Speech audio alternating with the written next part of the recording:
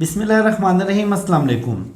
نواز شریف تو پاکستان واپس نہ آئے، لیکن قطری خط کے بعد ایک اور امریکی خط سامنے آ گیا ہے، اور جیلی پلیٹلیٹس کے ڈرامے کے بعد اب جیلی میڈیکل رپورٹس میں کچھ ایسے میڈیکل سائنس کی تاریخ کے ہوش ربا انکشافات کیے گئے ہیں جن کو سن کر دنیا کے بڑے بڑے میڈیکل سائنٹسٹ حیران و پریشان ہیں. اور اس موضوع پر گفتگو کرنے کے لیے ہمارے ساتھ موجود ہیں عمر انعام صاحب. عمر، بہت شکریہ آپ کے وقت کا. بہت شکریہ شفقت. عمر، یہ اتنا بڑا ایک میڈیکل سائنس کا معجزہ ہوا ہے آج، اور قطری خط کے بعد یہ جو امریکی خط سامنے آیا ہے، یہ کیا مطلب ساری کہانی آپ کو نظر آ رہی ہے؟ شفقت قریشی صاحب، میں نے یہ پڑھی ہے رپورٹ، اور بڑا ظلم کرتے ہوئے اپنے اوپر پڑھی ہے. ظاہر ہے انفارمیشن کے لیے پڑھی تھی، لیکن بھائی جان جو اس میں چیزیں بتائی گئی ہیں نا، اور بطور اسٹوڈنٹ جرنلزم کا اور تھوڑا بہت میڈیکل سائنس کو بھی ہم نے پڑھا ہوا تھا اپنی اسٹڈیز کے دوران، بڑی حیرانگی بھی ہوئی ہے، پریشانی بھی ہوئی ہے، لیکن خوشی بھی ہوئی ہے. خوشی اس بات کی ہوئی ہے کہ وہ انقلاب جو 2 مہینے پہلے بہت تیزی سے آ رہا تھا، بہت زور سے انقلاب آ رہا تھا، پیچھے مڑ وے ڈھولا تیری لوڑ پہ گئی، وہ ٹرکوں کے پیچھے لکھا ہوا تھا، ٹرک وہ جعلی تھا، چوری کا تھا. وہ مریم نواز نے ٹویٹ بنا کے جناب تصویر بنا کے ٹویٹ کی تھی، اور وہ بیچارہ ٹرک والا بھی پکڑا گیا جن سے یہ ٹویٹیں کروائی گئی تھیں. تو یہ جو انقلاب کی ایک راہ ہموار کی جا رہی تھی پاکستان میں، کیونکہ وہاں پر رہنا مشکل ہو رہا تھا اور یہاں آنا تھا، تو آنے سے پہلے نواز شریف کو جو انقلاب بنایا جا رہا تھا، اب الحمدللہ، یہ جو حسین نواز کہتے تھے الحمدللہ وہ انقلاب تو فی الحال رک گیا ہے، نواز شریف نہیں آ رہے. جس طرح آپ نے کہا کہ قطری خط کے بعد امریکی خط اس کو اس لیے کہا جا رہا ہے کہ یہ جو رپورٹ جمع کروائی ہے ڈاکٹر فیاض شال ان کا نام ہے، یہ مقبوضہ کشمیر، بھارت کے زیر تسلط جو کشمیر ہے، یہ وہاں کے ہیں، اور یہ امریکہ میں ہوتے ہیں، میری لینڈ میں ان کا ہاسپٹل ہے، یہ وہاں پہ ہوتے ہیں، اور ان کو وہاں سے بلایا گیا ہے. اور وہ آپ کو ایک اور ڈرامے باز انیل کپور کی طرح آپ کو نظر آتے تھے، ڈاکٹر عدنان، وہ غائب ہے آج کل. وہ اس لیے غائب ہے کہ ان کے بھی بس سے ڈرامہ اوپر چلا گیا. اچھا، یعنی ایک جھوٹا آدمی بھی کتنا جھوٹ بولے، ایک ڈرامے باز بھی کتنا ڈرامہ کرے، ایک فنکار بھی آخر کس حد تک فنکاری کرے.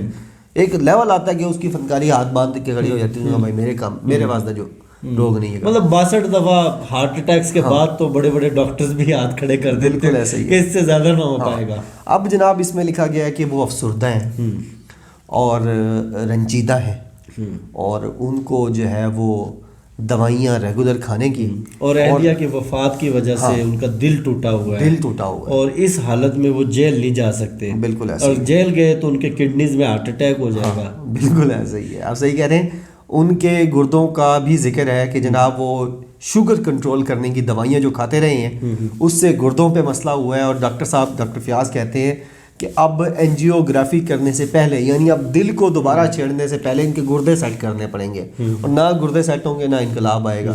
پھر ساتھ یہ بھی کہا گیا کہ جو آپ جہاں سے اینجیوگرافی کرانی ہے لندن کے ہاسپٹل سے، اس کے قریب رہنا ہے، اس سے دور نہیں ہونا. لندن سے دور نہیں ہونا. لندن سے آپ دور ہوئے تو بس جو ہے نا دروازوں کے اوپر اسرائیل علیہ السلام کھڑے ہیں اور وہ آپ کو اچک لیں گے. آپ نے اس کے اندر رہنا. لندن سے دور ہوتے ہی ان کے گردوں میں بواسیر ہو سکتی ہے. بالکل ایسے اسی طرح کی، یعنی یہ بڑا مزے کا خیز ہے. مزے کا خیز انہوں نے خود بنایا. ہنسنے والی بات نہیں ہے یہ، رونے والی بات ہے، اور المیہ ہے. کیونکہ ہمارے پبلک نیوز میں ایک ان کے پٹواری ہوتے ہیں، ان کو جب میں پٹواری کو تو بڑا خوش ہوتے ہیں، اور میں ان سے اکثر پوچھتا ہوں میاں صاحب کب آئیں گے، تو کہتے ہیں میاں صاحب نہیں آنے والے. تو میاں صاحب نہیں آنے والے تمہیں بھی پتہ ہے، تو پھر نعرے کیوں لگاتے ہو؟ تو کہتا ہے پٹواری جو ہوئے.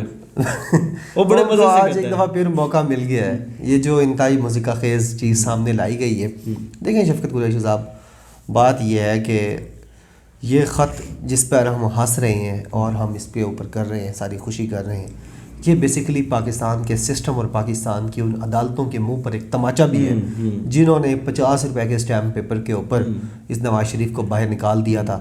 اور یہ جو میڈیکل رپورٹس آئی ہیں، یہ بھی اسی من پسند لاہور ہائی کورٹ میں جمع کروائی گئی ہیں، اور ظاہر ہے یہ ایکسیپٹ کر لی جائیں گی، کوئی اس کے اوپر اعتراض نہیں لگے گا، کچھ نہیں ہوگا. حکومت چاہتے ہوئے بھی کچھ نہیں کر پائے گی، کیونکہ جب عدالتیں اس طرح کی ہوں اور ججز اس طرح کے ہوں جو نہ اپنا احتساب ہونا دینا چاہتے ہوں، نہ سیاستدانوں کا احتساب ہونے دینا چاہتے ہوں، تو پھر اسی طرح کی چیزیں سامنے آتی ہیں کہ 3 دفعہ کا وزیر اعظم ہے، وہ وہاں بیٹھا ہوا ہے، کبھی وہ کہاں کا خط بھیج دیتا ہے، کبھی وہ کیا رپورٹس بھیج دیتا ہے، کبھی اس کو کیا مسئلہ ہو جاتا ہے.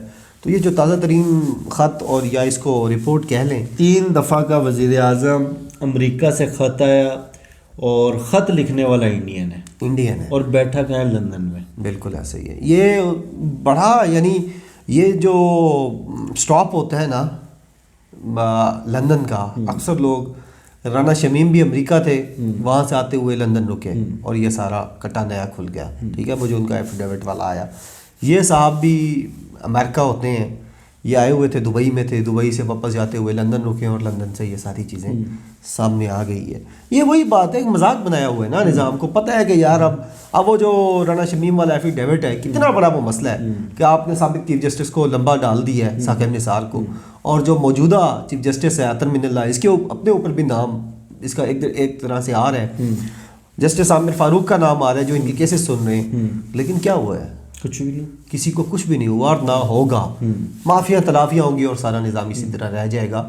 لہٰذا یہ نواز شریف نے ایک دفعہ پھر عدالتوں کے ذریعے یہ ہمارا مذاق اڑایا ہے، پورے سسٹم کا مذاق اڑایا ہے. اور یہ جناب انہوں نے رپورٹ بھیج دی ہے کہ میں افسردہ ہوں اور افسردہ ہونے کی وجہ سے نہیں آ سکتا، کرونا ہونے کا بھی مجھے خطرہ ہے، لہٰذا دنیا کے کسی بھی ایئرپورٹ کے آپ قریب نہ جائیں. یہ بھی اس میں لکھا ہوا ہے کہ ہوائی اڈوں کے قریب نہ جائیں.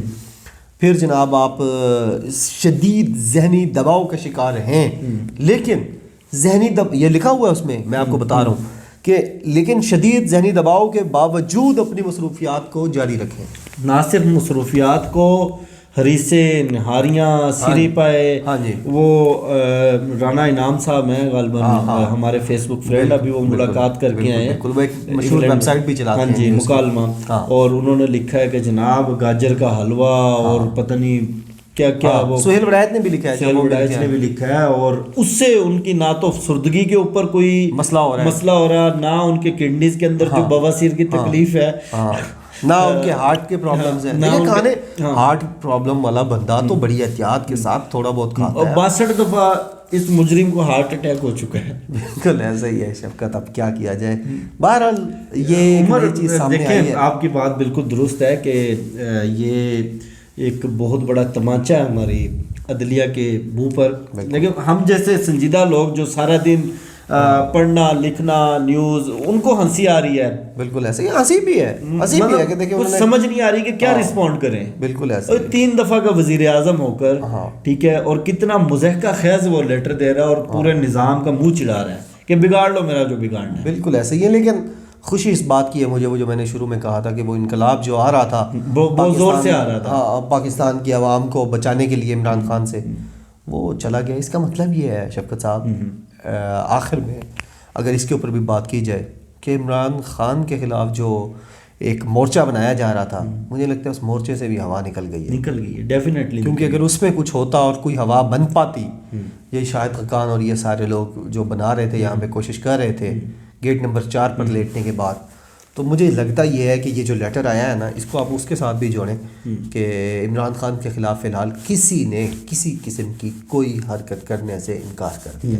اور آج خاقان عباسی نے بھی کہہ دیا کہ میاں صاحب آئیں گے، اس سال نہیں تو اگلے سال آئیں گے. بس وہ آ جائیں گے کبھی نہ کبھی. آ جائیں گے کبھی نہ کبھی، خود اپنے پاؤں پر چل کر نہیں تو اسی طرح پارسل ہو کر آ جائیں گے. چلیں، بہت شکریہ عمر آپ کے وقت کا. مجھے شفقت علی کو اور عمر انعام کو دیجیے اجازت، اور ویڈیو کے حوالے سے فیڈ بیک ضرور دیجیے گا. انشاءاللہ آپ سے پھر نیکسٹ ویڈیو میں ملاقات ہوگی. پاکستان زندہ باد.